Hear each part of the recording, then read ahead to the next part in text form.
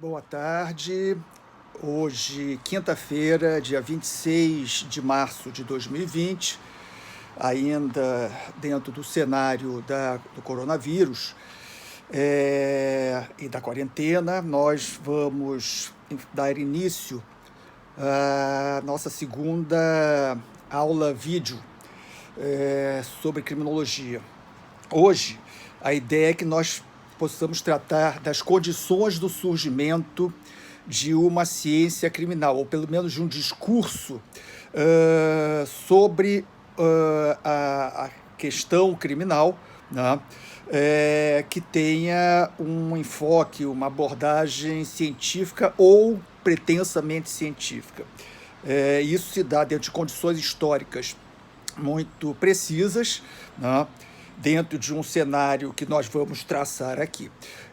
Ontem, né, nós trabalhamos o contexto da passagem do chamado sistema penal inquisitorial para o quadro da reforma penal liberal, contextualizando historicamente, né, nas condições das grandes transformações políticas, econômicas, sociais, culturais, que foram se dando e formando, né, o projeto social moderno, a chamada modernidade, e que foi se dando, né, principalmente a partir do século XV para XVI, e que se acelera no século XVII e XVIII, o século das luzes, levando às grandes revoluções liberais, às grandes revoluções burguesas, tendo como a mais significativa, do ponto de vista político, social e cultural, a Revolução Francesa.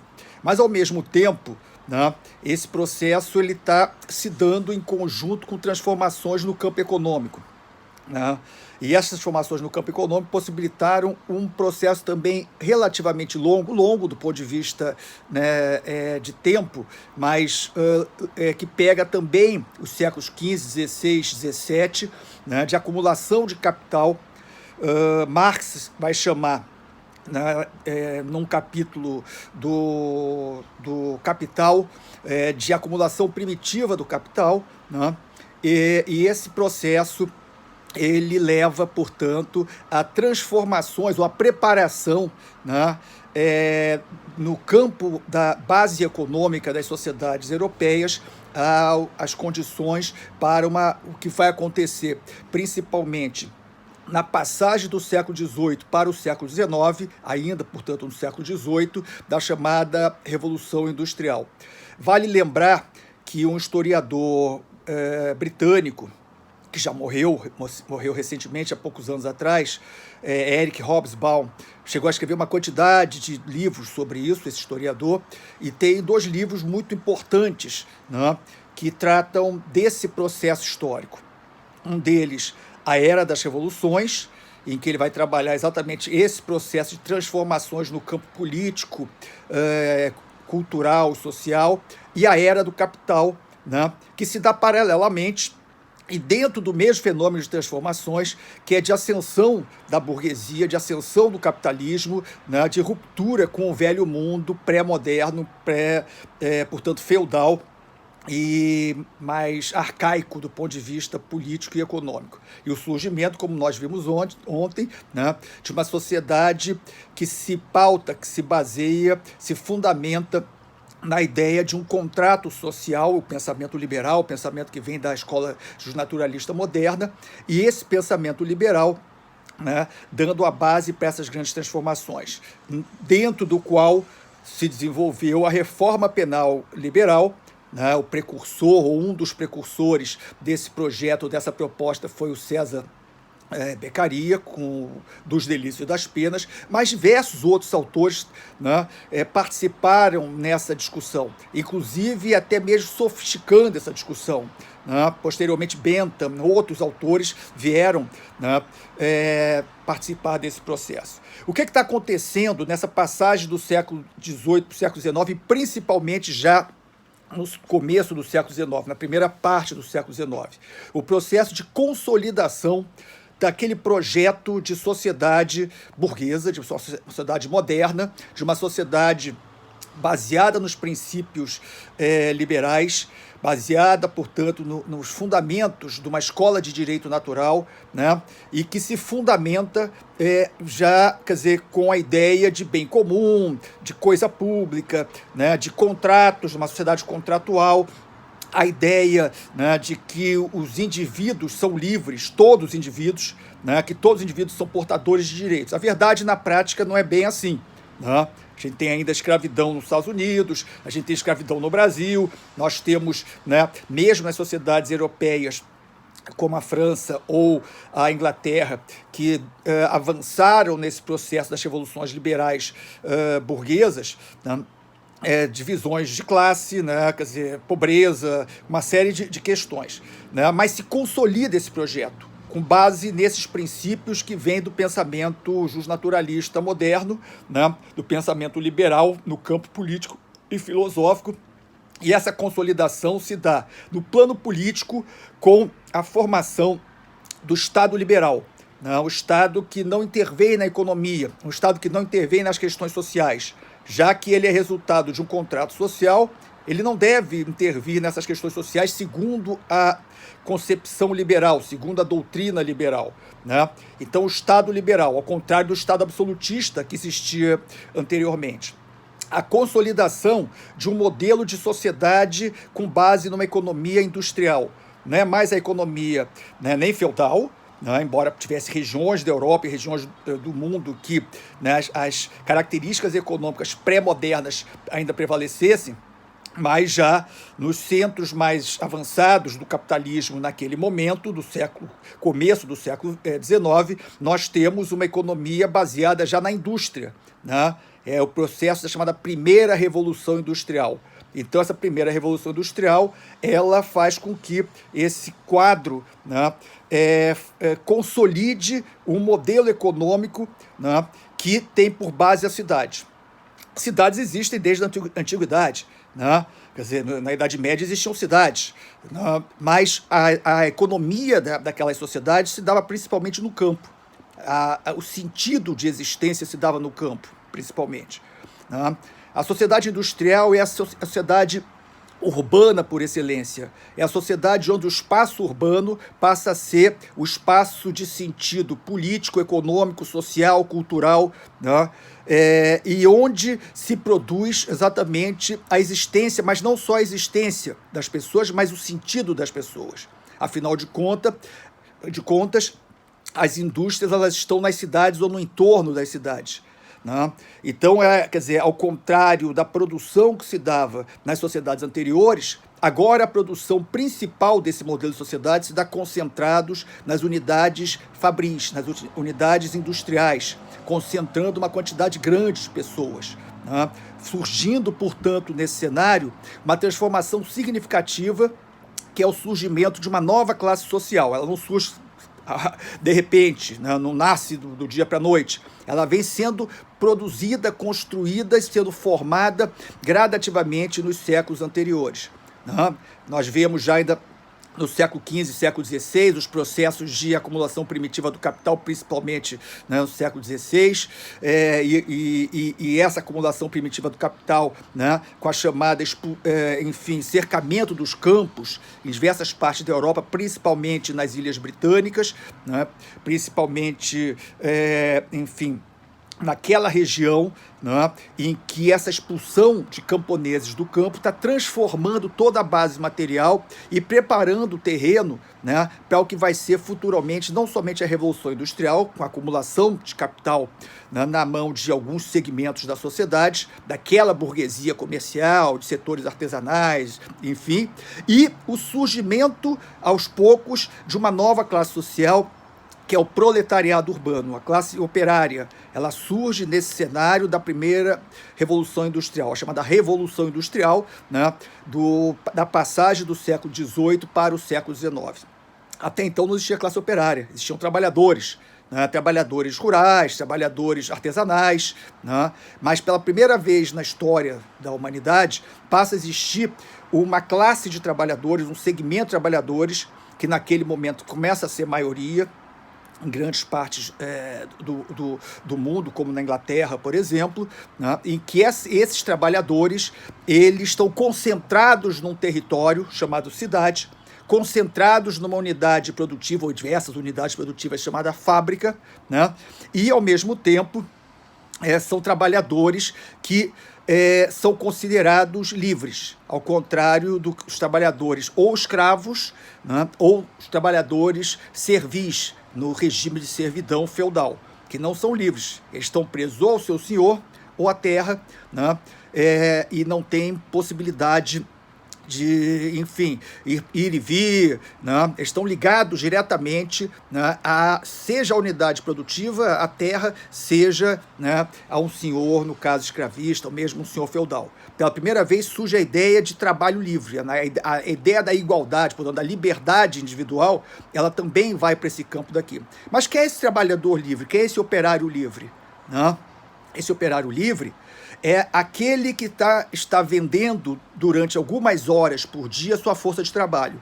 Veja bem, as revoluções burguesas, né, no campo político e a Revolução Industrial, elas construíram a ideia, com base no pensamento liberal, de que todas as pessoas, todos os indivíduos são, primeiro, livres, né, são iguais em direitos, a igualdade jurídica, não necessariamente igualdade material, igualdade do ponto de vista das riquezas, mas igualdade jurídica, né? E também, por serem livres, eles podem, né, ter propriedades. Eles são proprietários, todos são proprietários.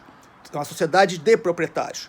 O problema é que alguns são proprietários dos meios de produção, fábricas, máquinas, terras, né, dos meios de produção, portanto, dos meios econômicos para a produção, dos recursos, da riqueza, do capital. Alguns são proprietários disso e outros são proprietários da sua força de trabalho. O que é força de trabalho? É o tempo que se gasta, né? Quer dizer, a força de trabalho é exatamente a capacidade de cada indivíduo tem para trabalhar durante algumas horas por dia, né, para produzir riquezas. Então, um operário na fábrica, ele trabalha tantas horas por dia e ele produz, né, riquezas. Produz, né, riquezas sociais. Produz um violão, produz automóvel, produz um sapato, produz comida, produz álcool gel, produz uma série de coisas, né? Então, essa produção se dá, portanto, né, nesse período de tempo. Os trabalhadores, né, antes da Revolução Industrial, seja no artesanato, seja no campo, né, os servos, seja os escravos, eles não tinham a sua força de trabalho, né, enfim, liberadas para que eles pudessem dispor à vontade dessa força de trabalho, porque eles não eram livres, né? O trabalhador urbano, o trabalhador operário, trabalhando na fábrica ou trabalhando sob esse regime, ele passa a ser considerado livre, então ele dispõe desse seu tempo para colocar, né, a serviço da produção, portanto, a serviço do capital. Então, são contratos de trabalho considerados contratos entre proprietários, entre iguais, entre livres, né? Por um lado o trabalhador, por outro lado o detentor do capital, e que define, né, em princípio, né, nessa ficção, definem o seu horário de trabalho, definem, portanto, a sua capacidade de, enfim, de produção. Né? Isso daqui é importante por quê? Porque essa explicação ela leva exatamente a mostrar que esse trabalhador coloca, né, essas condições de trabalho. Então, essas transformações estão ocorrendo e estão se consolidando nesse momento do começo do século XIX, já estão consolidadas na Europa. O Estado liberal, sociedade urbana, industrial, né, surgimento de uma nova classe social e com base numa sociedade que diz que todos são iguais, são livres, são independentes, né? A Revolução Francesa, o lema da Revolução Francesa é igualdade, liberdade e fraternidade. Então, com base nessa bandeira, né, das três cores da França, liberdade, igualdade e fraternidade, é que se fundamenta essa sociedade. Mas será que está acontecendo, né, isso de verdade? Será que essa igualdade está ocorrendo de verdade? Será que essa liberdade ela é real? Será que essa fraternidade também é real? Essa é a questão que está colocada, né? A questão é que o regime da sociedade industrial ela faz com que esses trabalhadores eles estejam nas fábricas trabalhando 13, 14, 15, 16 horas por dia. Não existe legislação trabalhista, não existe legislação social. Bom, muito parecido com as propostas neoliberais de hoje em relação à flexibilização do trabalho, né? 2 séculos depois, em relação às mudanças, né, quer dizer, que se propõe hoje, que para mim não são mudanças, né, no sentido do avanço da humanidade, mas seriam retrocessos. Mas vamos deixar isso por enquanto. O que interessa é sabermos, né, que naquele momento essas pessoas estão trabalhando sem nenhum tipo de proteção social. Por quê? Né? Porque o Estado é o Estado liberal, né? É o Estado liberal clássico.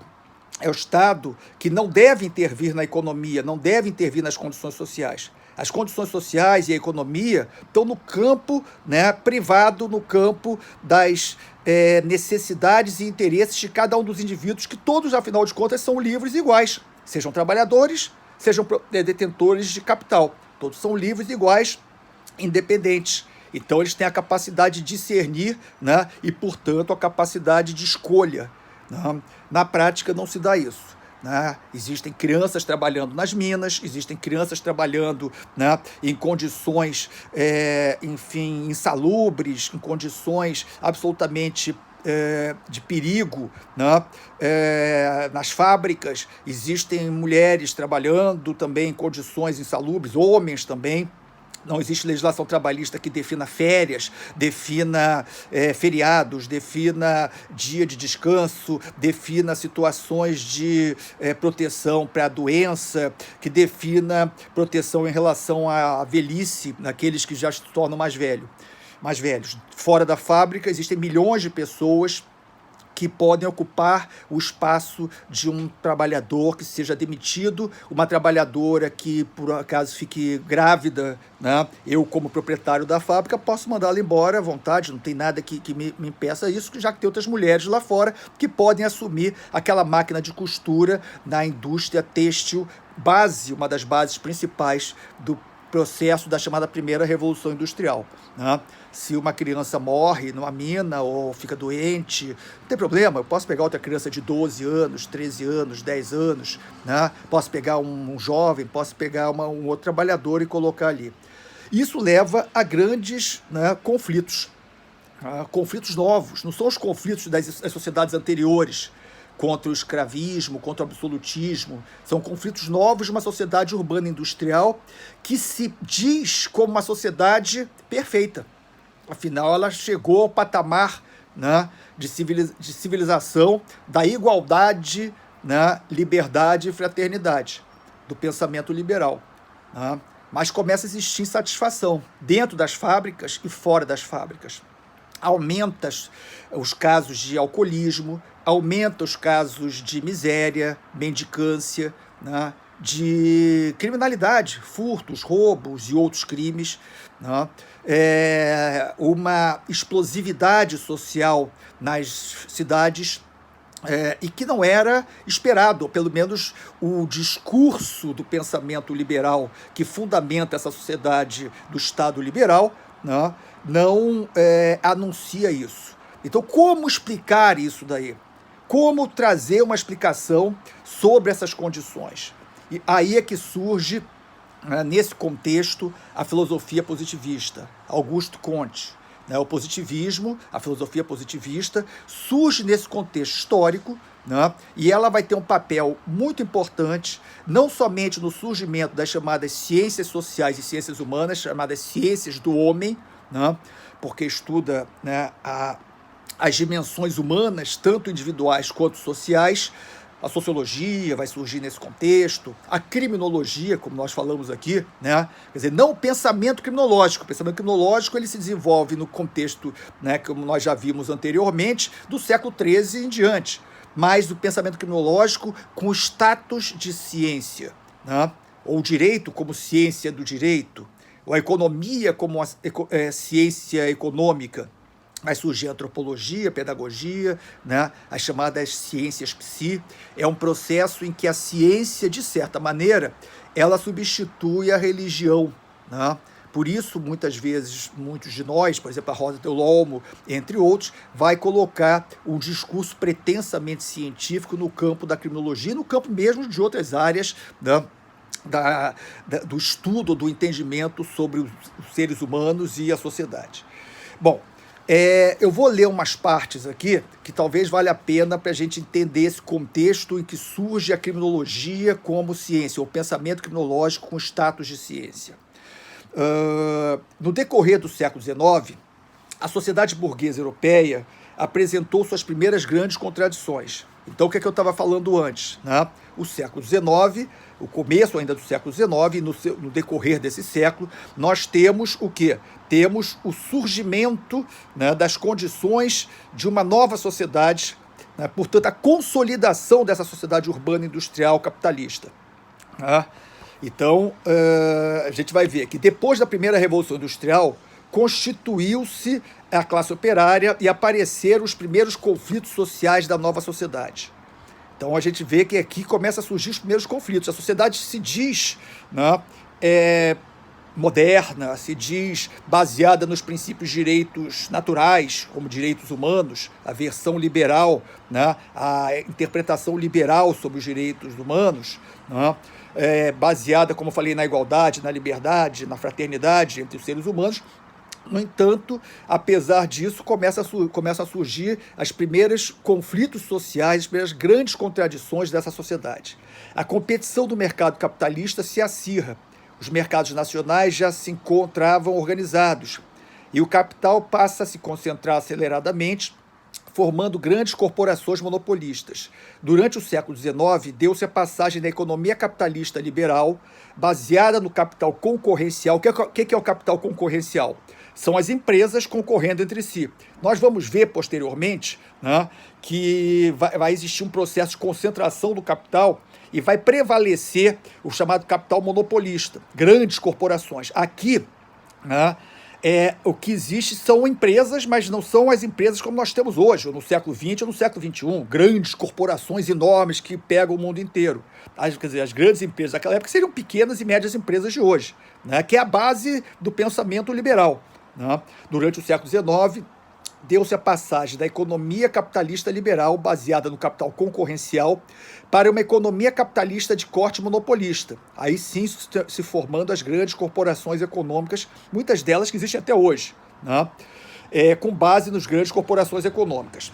Inicia-se a era do imperialismo clássico, com a expansão dos mercados para todas as partes do mundo. A consolidação do modo de produção capitalista produziu também a concentração da classe operária industrial e as primeiras formas de organização sindical e de luta grevista contra as condições impostas pelo modelo de desenvolvimento. O que diz aqui? Né? Quer dizer, que essas condições dessa sociedade capitalista industrial, né, ela concentrou uma nova classe que não existia anteriormente, chamada classe operária. Concentrou onde? Nas cidades, nas fábricas, né? Nós vivemos hoje em milhões, quer dizer, concentrados em milhões. No mundo feudal, se fosse ou um nobre ou um trabalhador do campo, um camponês, quer dizer, eu moro aqui e a outra pessoa mora a 10 quilômetros de mim, a 5 quilômetros de mim. As pessoas não estão concentradas, né? Quer dizer, o mundo urbano e industrial concentrou as pessoas em grandes espaços, com 1 milhão, 2 milhões, 10 milhões, 20 milhões de pessoas, né? Como São Paulo, Nova York, México, Tóquio, né? Quer dizer, concentração nos espaços de trabalho. Parênteses importantes, né? É óbvio que no contexto atual, não é nem o contexto da quarentena, mas o contexto que nós vivemos do mundo, né?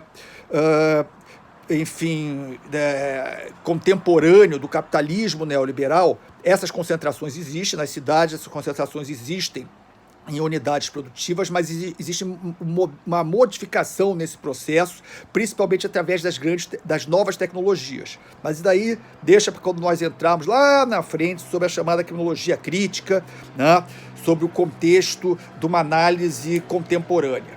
Em relação a esse momento aqui, durante todo o século XX, né, praticamente, o século XX todo, até então o século XXI, mas com as mudanças começando a partir do final do século XX, dos anos 80, nós temos uma sociedade em que a economia A base econômica da sociedade está baseada, portanto, né, nesses grandes espaços de concentração, não só na cidade, mas nas unidades produtivas, principalmente a fábrica, né, a unidade fabril.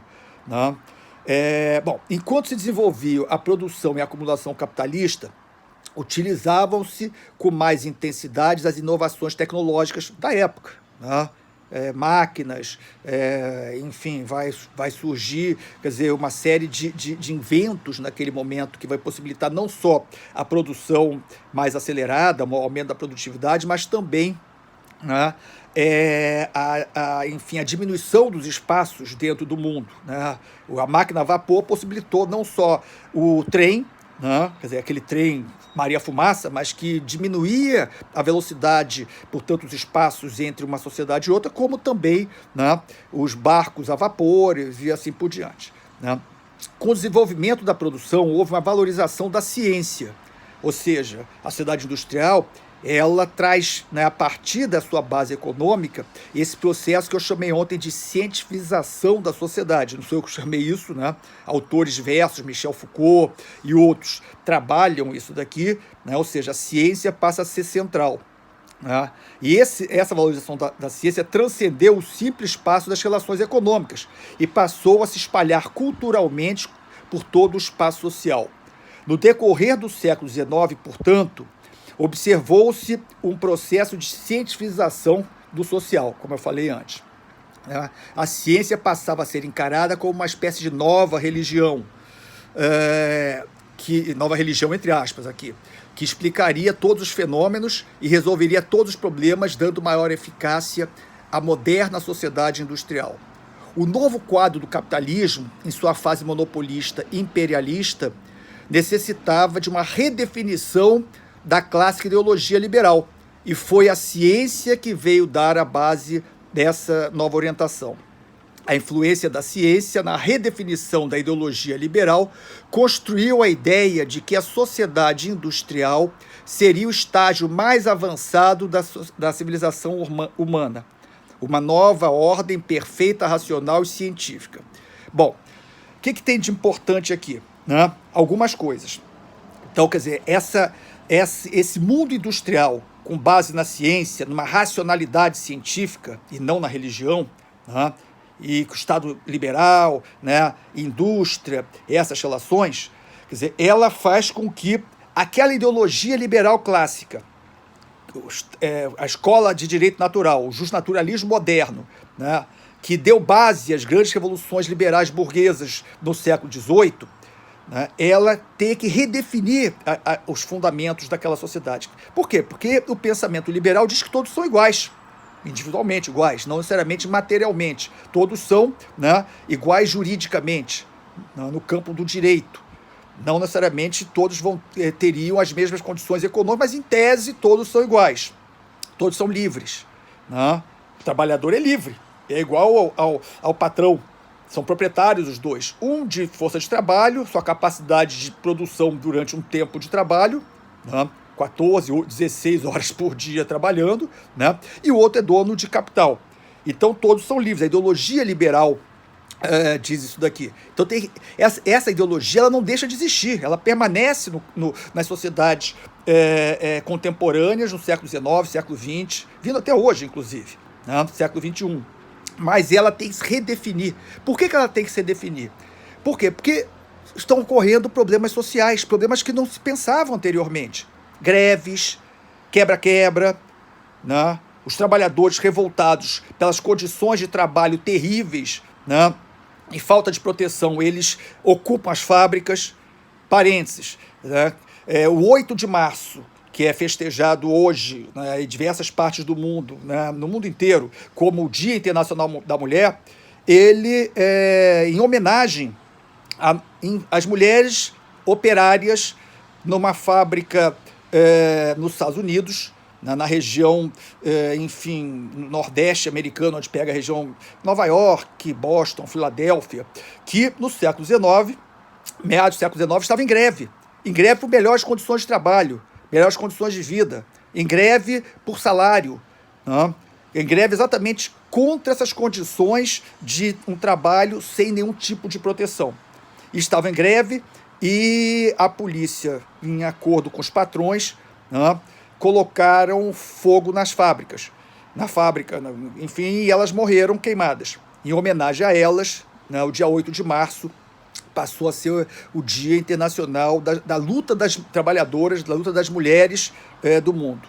Né? De lá para cá houve transformações em relação ao seu significado, mas né, como Dia Internacional da Mulher.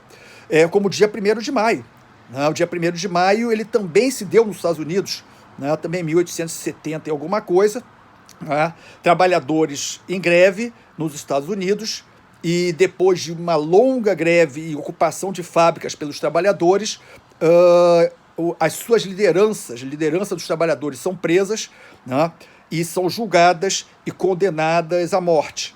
Então eles são executados no dia 1º de maio, né, de 1870 e alguma coisa que eu não estou lembrando aqui, e essa execução, né, fez com que a chamada Primeira Internacional, né, dos Trabalhadores definisse o dia 1º de maio como o Dia da Luta dos Trabalhadores. Não é à toa que no mundo inteiro o 1º de maio é o dia ou do trabalho, como se fala no Brasil, né, dia dos, né, dos trabalhadores, da luta dos trabalhadores, né, e nos Estados Unidos, onde se deu isso no processo ideológico de desconstrução, né, das lutas sociais, o dia do chamado Dia do Trabalho é em setembro. Eles inventaram uma data lá, que sei lá por que cargas d'água, para esvaziar esse 1º de maio. Mas vamos voltar aqui ao que nos interessa. Então, né, esse mundo industrial, né, com a influência da ciência, né, surge o positivismo. Isso daí vai redefinir o pensamento liberal. Quando eu falo redefinir, não é afastar o pensamento liberal. O pensamento liberal continua vigorando. Todos são iguais, todos são livres, né, e uma série de outras ficções, podemos dizer assim, né, até hoje, no século XXI. Será que todos são livres, são iguais nesse mundo? Com gente enfurnada em campos de refugiados, com gente dentro de campos também de concentração, entre aspas, chamado favelas, guetos pelo mundo afora. Uma pergunta pode ficar para mais adiante. Mas então o que acontece? Problemas sociais, aumento da criminalidade, aumento do alcoolismo, aumento da mendicância, prostituição. Prostituição existe há muito tempo, mas é prostituição, né, no mundo urbano, né, por condições econômicas, sociais, na tragédia que é essa sociedade, na minha opinião, é uma tragédia de modelo de sociedade, né, e conflitos e contradições dentro das fábricas. É nesse contexto que surgem os sindicatos. Nesse contexto vai surgir, por exemplo, o pensamento socialista, o pensamento anarquista vai se desenvolver, né, ou os socialistas, os pensamentos socialistas, diversos pensamentos socialistas, né, que vai se desenvolver o pensamento com Marx. Marx vive isso daqui. Né? Marx e Engels vivem isso daqui. O Engels, inclusive, né, parceiro do Marx, né, em diversas obras, inclusive no Manifesto Comunista, chega a escrever, e foi antes, né, de conhecer o Marx, um livro chamado A Situação da Classe Trabalhadora na Inglaterra, em que ele narra isso daqui. Então, essa necessidade de redefinição do pensamento liberal faz com que o pensamento positivista, a filosofia positivista, venha para redefinir para quê? Para tentar explicar, entre aspas, na minha opinião, cientificamente, né, por que numa sociedade de iguais, todos são iguais, livres e fraternos, liberdade, igualdade, fraternidade, né, uma sociedade de pessoas livres, uma sociedade tão perfeita, né, existe greve, existe criminalidade, existe quebra-quebra, existe desordem social. Como explicar isso daqui?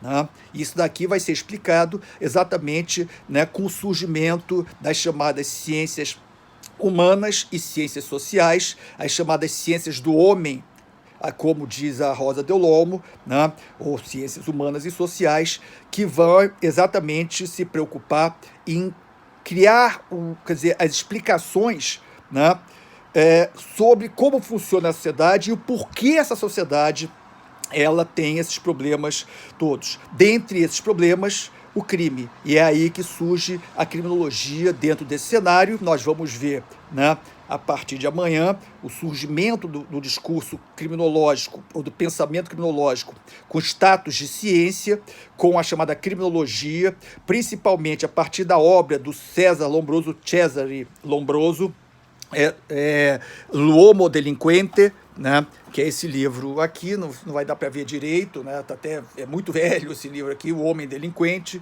em português, L'Uomo Delinquente, que era um médico italiano, né, e que vai exatamente propor uma nova concepção, uma nova olhar, uma nova mirada sobre a questão criminal. Tá? Vou encerrar por aqui. Hoje eu falei um pouquinho mais do que ontem, 10 minutos a mais. Amanhã nós continuamos, né, dando continuidade a isso. O dia de hoje nós falamos mais sobre as condições, né, para o surgimento de um pensamento, enfim, criminológico com status de ciência, né? Portanto, quer dizer, a construção da figura do delinquente, ou da construção, né, de uma figura científica chamado delinquente nato, a gente vai ver amanhã com a continuidade dessa parte que nós estamos trabalhando hoje. Tá? Boa tarde, cuidem-se, né? Não saiam de casa, que a coisa é muito séria, apesar de alguns setores da sociedade bem irresponsáveis, né, estarem minimizando a crise que nós estamos passando. Boa tarde, até amanhã.